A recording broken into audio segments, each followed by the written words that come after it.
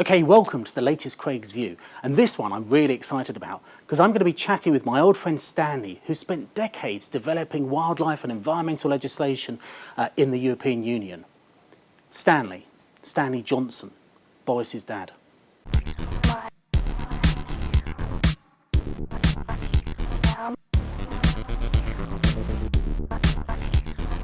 For people like me that are privileged enough to work in this kind of area, you've been known for a long time. You've been almost like the grandfather of so many amazing bits of legislation, and you used to work in the European Commission, and you drafted some of our very best environmental legislation. Well, I tell you something, Craig. I was lucky enough in 1973, when Britain became a member of the European Community, I was lucky enough to be appointed the head of the Prevention of Pollution and Nuisances.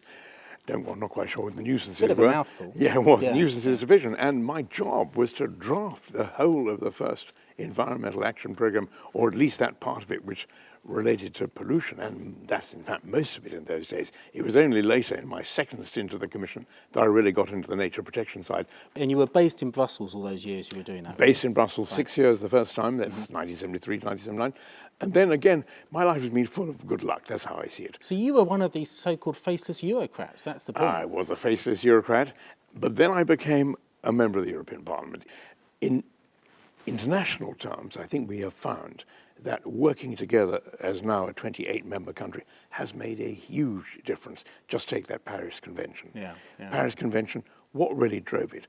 Credit here to the Brits, by the way, the fact that we had our Climate Change Act, which bodies like you and your organisation worked so hard on. We had a Climate Change Act, which meant that the EU had a settled policy. That settled policy was in many senses driven by Britain. We went into there, and then of course when Obama did a deal with the Chinese, the whole thing was able to come together. But a curious situation, of course, because you got 4 sons. I've got 4 sons and 2 daughters, yes. And one of them is very well known, Boris, and he clearly has a different view there. Your son Joe has a different view again to Boris. Well, you know, I mean, it's a free world, Yeah, and yeah. I don't think there's a huge difference actually between us all.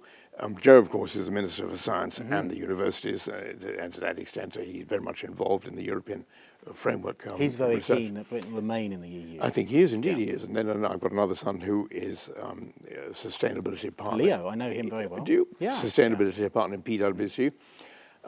It's very intriguing. I mean, I have a lot of sympathy for many of the things Boris says about Europe. And yes, of course, I think that the Eurozone is an impossibly cumbersome structure, and really and truly, you know, that has to be changed.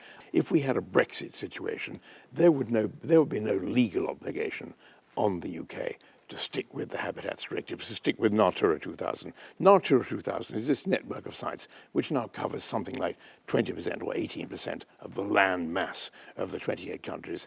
And it affords a protection which is simply not available in national legislation. So, Stanley, you've devoted so much of your career to putting environmental legislation and policies in place across the EU to protect our EU environment.